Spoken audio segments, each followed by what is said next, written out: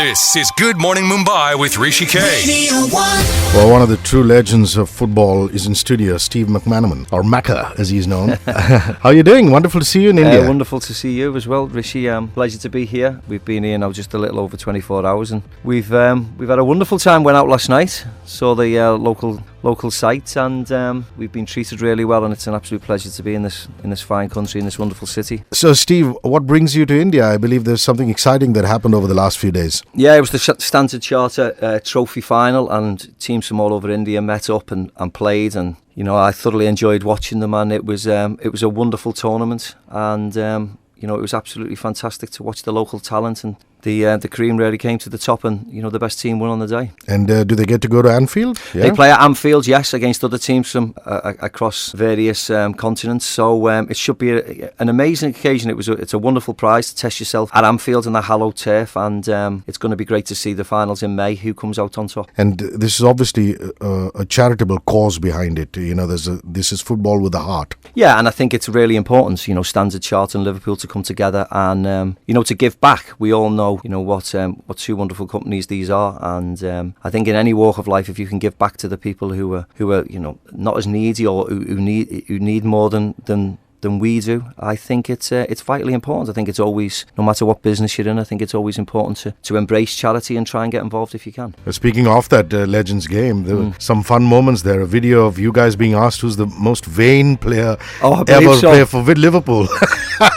I didn't expect that to go viral. I know. I read an article in the newspaper that me and Michael Owen said the same person was Gutty at Real Madrid. So, and Steven Gerrard said it was Jamie Carragher. I know. Well, hopefully Gutty won't be offended when he reads that. So I think we should be okay. Yeah. Here are you, such a versatile player during your playing days. I mean, you could play as a winger, you could play just behind the strikers. What was your favourite position? If you were asked to say, Steve, do what you want. If I was asked, it probably would be in the midfield role, where I finally played. Eventually played with Liverpool. I had quite a free role, certainly under Roy Evans, and I could play in numerous positions and go wherever I wanted on the field, because I had some teammates who would cover for me. So that was always a position I liked to play when we were a bit more optimistic and a bit more attack minded. So as you said, I played in numerous positions, but I think most people now should be able to play in numerous positions if you're going to be any type of good footballer. And you look at some of those old videos, and it's a magical dribbling ability that you had, and those runs that you would make. Yeah. And also the fact that you could pass with both foot. Yeah. So was that something you worked upon? Yes. Or was it just natural talent? Was well, it hard work on the pitch? A bit of both. I think in most professions, I think people have a certain ability in whatever profession you go into. Otherwise, you wouldn't want to go down that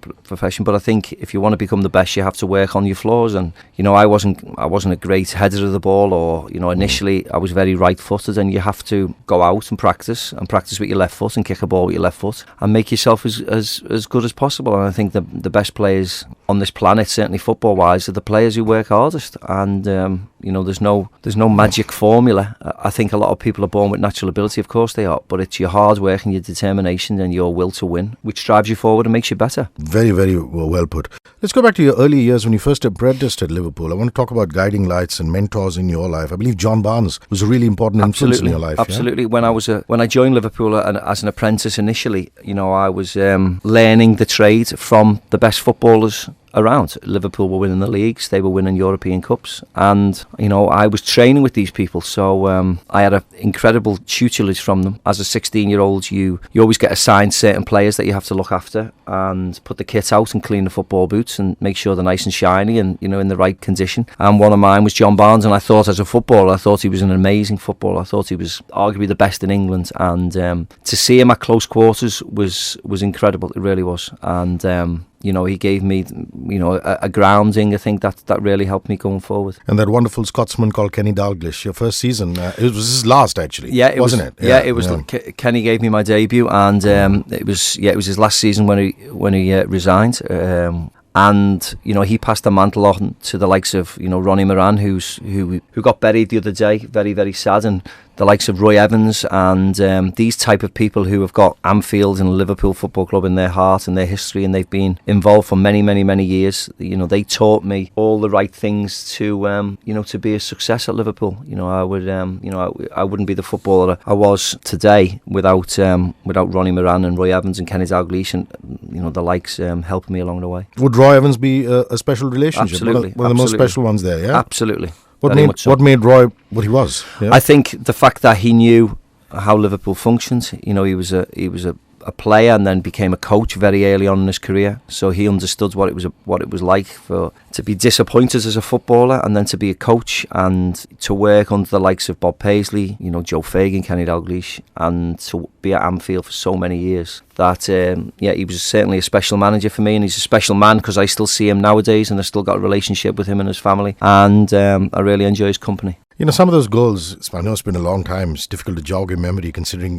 you know, the amount of years you played. But, you know, I look back at that volley in 97 against Arsenal. I look back at, you know, a couple of games against Sheffield, Bolton, you know, the late 90s when you were at the peak of your career, you know, doing really fast, moving around and things like that. What would be, I know it's difficult to say best goal ever, but what would be your top 3 or top 2 or top 5? I think the ones you mentioned, you know, the Arsenal goal was a nice goal. You know, I scored a nice goal against Celtic. But the most important ones, whenever we won trophies, I scored 2 at Wembley when we beat Bolton in the final and we lifted the league trophy. And, you know, that's the most important, because I think if you're a football fan, yes, you want to go and see your team win games and you want to see your team play nice football. But I think if you're any fan, certainly when I was a fan growing up, and I grew up as an Everton fan, the one thing you remember is going to games with your father, watching your team lift a trophy, and whether that's any team across the world, if your team wins and lifts the trophy, that's a very special occasion. Playing at Wembley and winning the league trophy, and I was man of the match afterwards,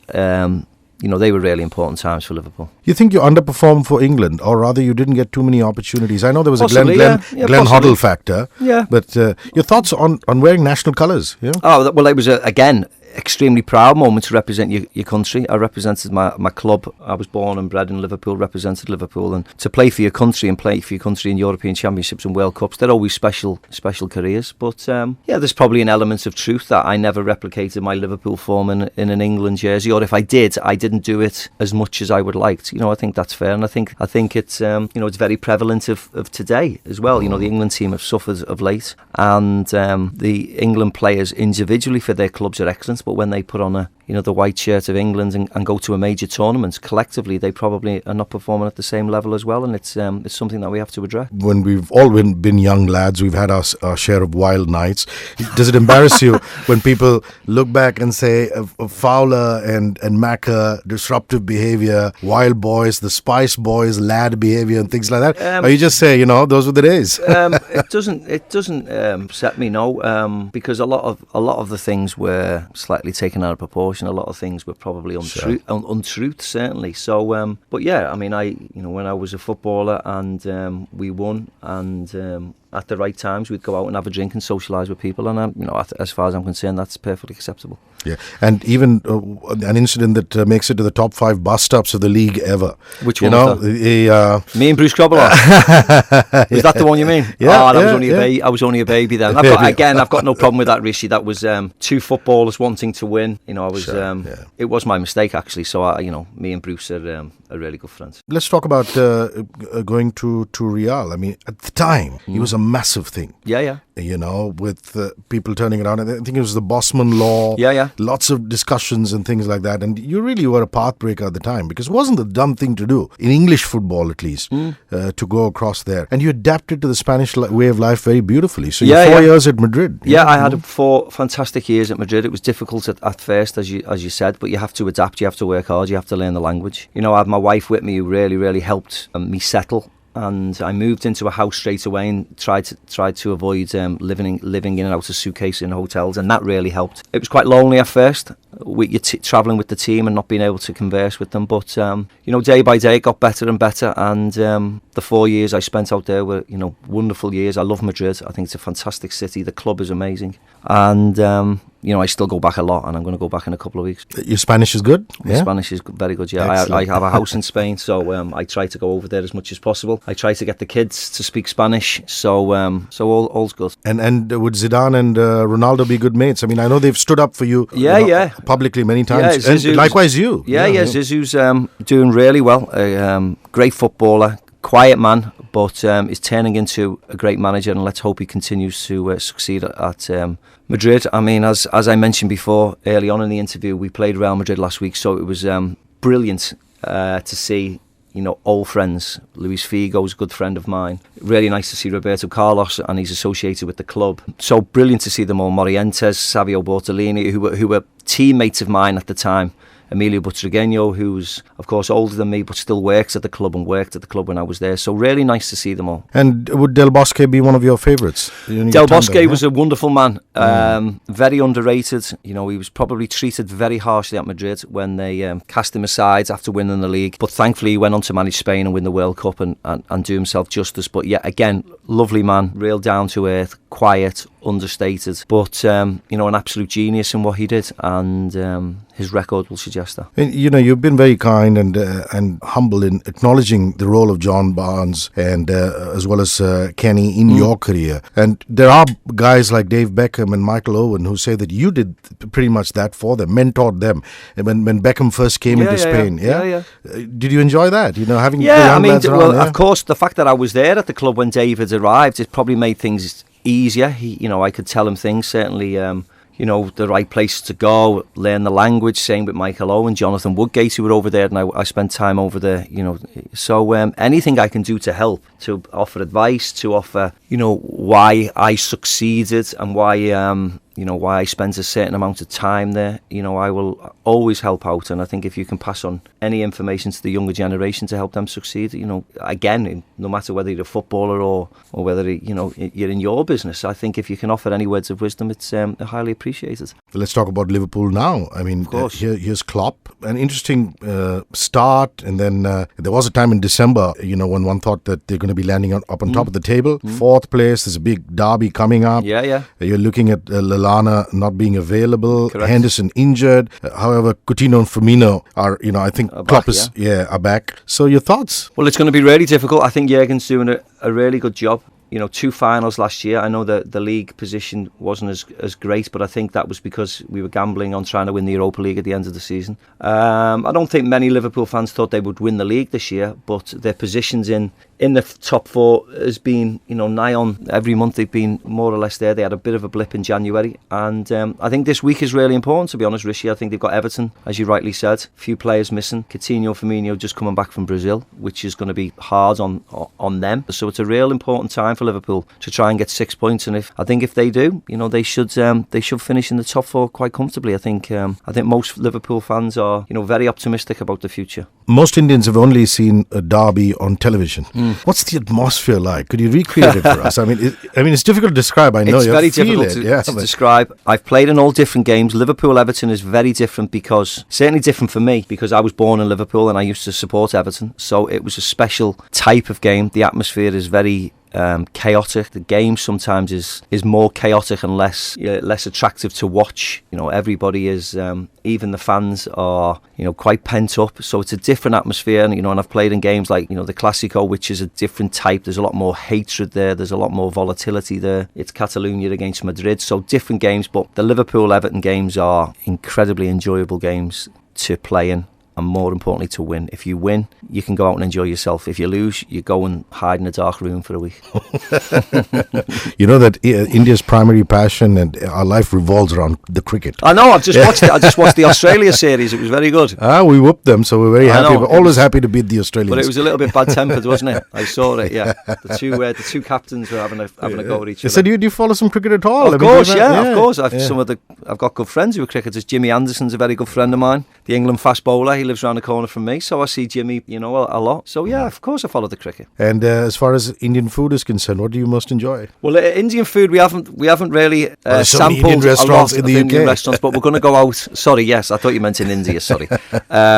But yeah, I'm not. It's I'll try a little bit. I'm not a huge lover of the Indian food, unfortunately. But I'll try anything, and we're going to go out to a couple of restaurants now. So maybe we'll partake a little bit as well.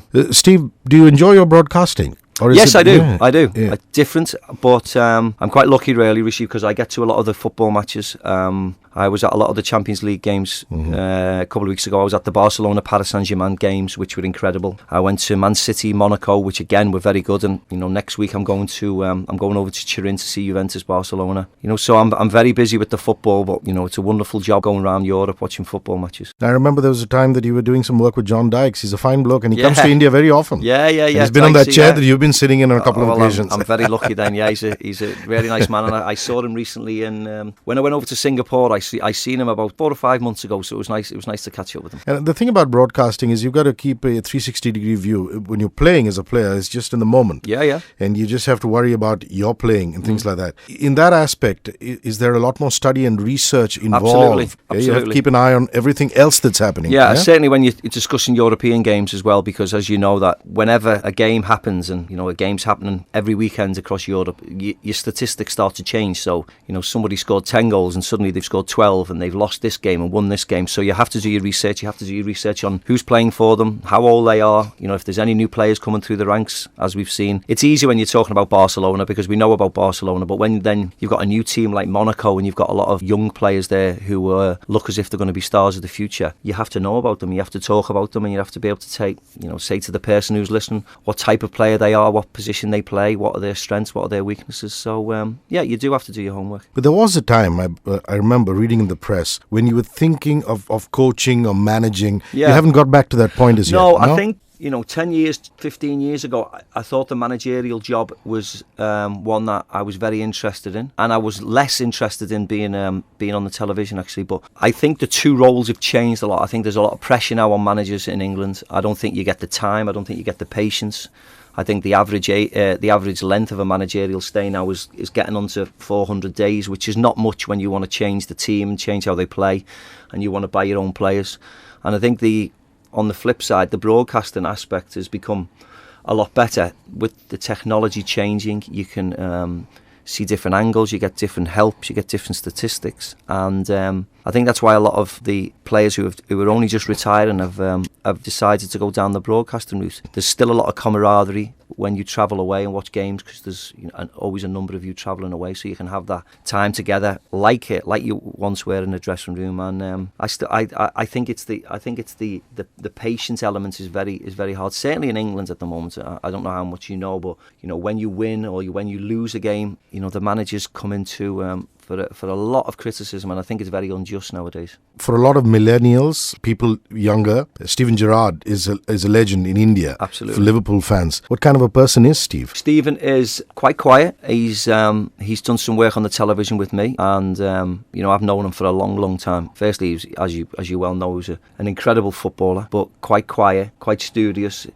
He's working at the moment at the Liverpool Academy, learning how to become a manager. He's working with the under-16s and the under-18s, so I see him regularly there. I see him coach, and he's doing very well, but only tiny steps at the moment. He still wants to stay under the radar. He wants to keep quiet, and he wants to try and learn off all the coaches at Liverpool. But he's doing a wonderful job at the minute, and let's hope he continues to progress, continues to enjoy the job, and you never know, you may be speaking about a future Liverpool manager. Well, unlike the Indian media, the UK media can be very hard on stars. Absolutely. And there was a time when there were lots of jokes floating around about you looking like the lovely Nicole Kidman. Oh, you take it with a pinch of salt. Is that right? I take it with a massive pinch of salt. Well, thanks about that. She's a beautiful woman. I've been told to look like a lot of people, Hrishi, so don't worry about that. Are any of the kids showing any signs of football? Yeah? I've got 2 girls, 10 and 7. They enjoy sport, not necessarily football. And I've got a 5-year-old, just turned 5-year-old boy. Started to kick the ball around, but there's absolutely no pressure on him. He's still a baby. I still want him to enjoy his childhood. But it certainly keeps me young watching a 5-year-old run around. Lovely. Last few questions. What's in your iPod? What do you listen to? What kind of music are you into? I listen to all kinds, to be very honest. Whether it's Van Morrison to Kasabian to if One Direction sing a good song and I like it, I don't mind that. If Ed Sheeran sings it, come on, where's the Liverpool in there? Well, it's easy for me to say the Beatles, isn't it? It's easy for me to say that, and it's a bit cliche, but I listen to any type of music. If it's a good song, I won't discriminate between pop, reggae, rap music. I'm fine listening to most stuff. And what would be your favorite travel destination? Where do you like to just kick back? Are you a mountain person, beach person? I love Mallorca. I have a house in Mallorca, so I try to go there as often as possible. But isn't that Rafa's birthplace? Rafa Nadal's, yes, of course. Rafa lives in Manacor. Do you see him around the corner? Yeah, I do, yeah. Rafa lives in Manacor, so he has a tennis academy and he lives there. So, I tend to go there. I love Mallorca. But to be very honest, I love numerous destinations on this wonderful planet. The name Mecca, is it just cliched from the surname, or is there a particular reason why they called you that? No, I presume it's just they call everybody Macca. I think Gary McAllister's a Macca. Steve McMahon before me was a Macca, and I think if you've got any type of Macca in your name, it's quite easy to just to shorten it to Macca. Your favouriteest player ever could be from any era who you looked at and said, "Wow." Well, at the time it probably would have been Zinedine Zidane, but I said it about a number of players in different eras. People catch your breath sometimes, don't they? The two at the top now, Messi and Cristiano Ronaldo. I think we're absolutely blessed to be able to watch those two players averaging more than a goal a game. I think the records that they are setting is absolutely phenomenal, and if I think we'll struggle to ever. You always think football progresses with Pele and Di Stefano and Cruyff and Maradona and Zizou, but these two now are really setting the bar as high as you can possibly go. Steve, this has been such a pleasure. Pleasure, We hope to see you in India a lot more. Yeah? Oh yeah, I'd love to be here. Thank you very much. Keep very doing much. the great work you're doing. Thank you.